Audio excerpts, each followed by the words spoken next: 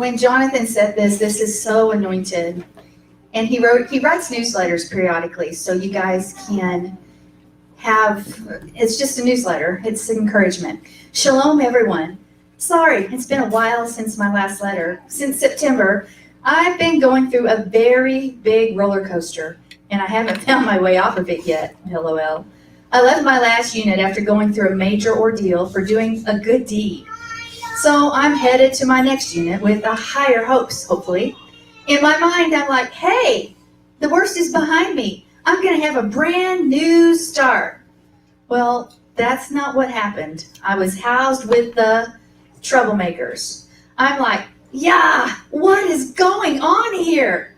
So I make the best of a difficult situation and have favor with those I come in contact with. Everything seems to be okay. Then I get diagnosed with COVID.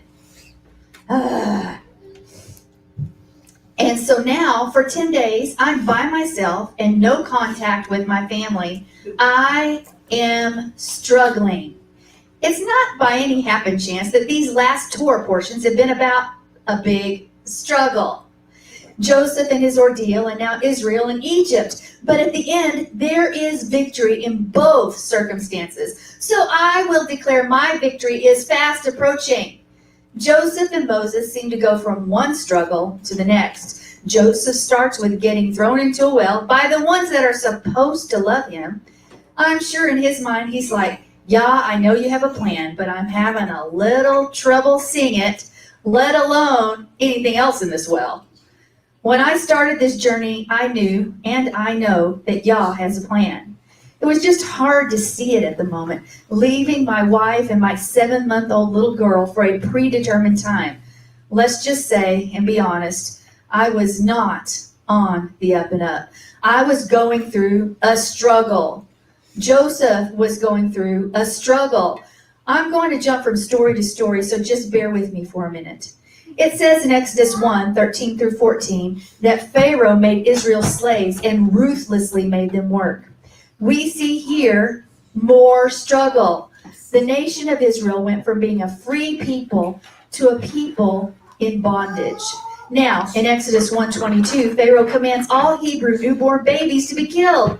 So Moses was going through a struggle even as a newborn.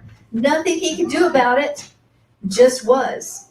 Joseph in a well, Moses fighting for his life, and me fresh to prison. Struggle.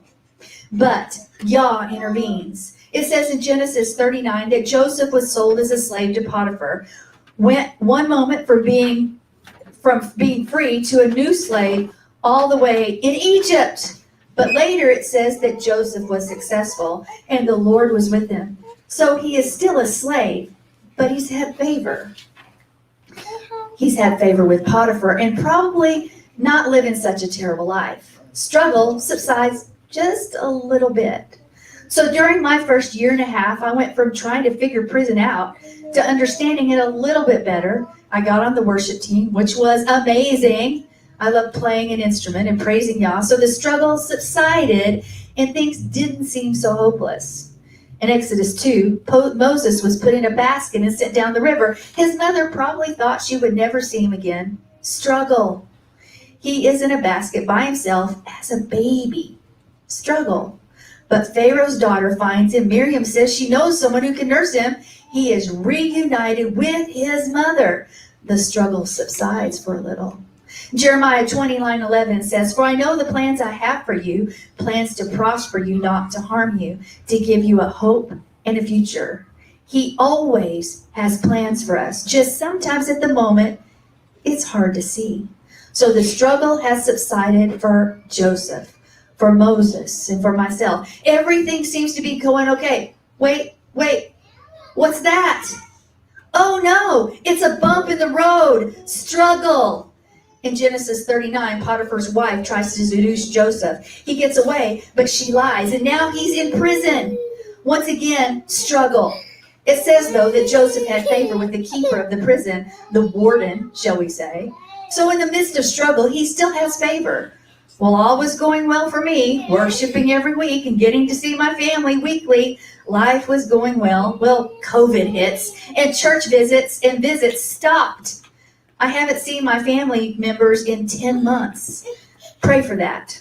So it's gotten rough. Well, September 22nd, I get put in pre-hearing detention, PhD, which is solitary. I'm there for 14 days and get a major case for donating church equipment, for actually only for giving the church phone number. Then I get shipped off to a new unit, struggle. But wait, there's more. I get to my new unit and get G4 with the troublemakers, all for giving the church phone number out. That a year before, for donating equipment a year before. But I know the Father is at work. In Exodus 2, Moses is raised as a prince, living the good life.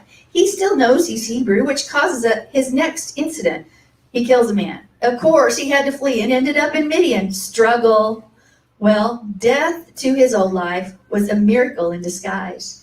Yah encounters him, and he's chosen the deliverer of Egypt through Yah. Joseph is let out of prison and promoted to second over all of Egypt. Well, we see at the end of his struggle. Oh, that's the wrong thing. Hold on a minute. I got to get the rest of the story.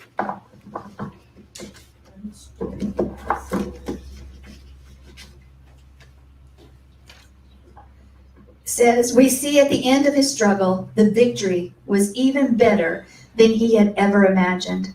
Moses will go through some more struggle, but will see the glory of Yah the entire way. I believe my victory is just around the corner. If you're going through struggle, remember, victory is always at the end. I encourage you to press through, to run to Yah, and you will get through the struggle. When we think we're struggling, there's always somebody in a circumstance that we would consider a far bigger struggle than what we're facing. And I just am in agreement with Jonathan that his struggle is over in the name of Yeshua, and that beautiful woman back there and that beautiful child he gets to be with immediately with no trouble attitude. I just continue to join with us and call things that are not as though they are.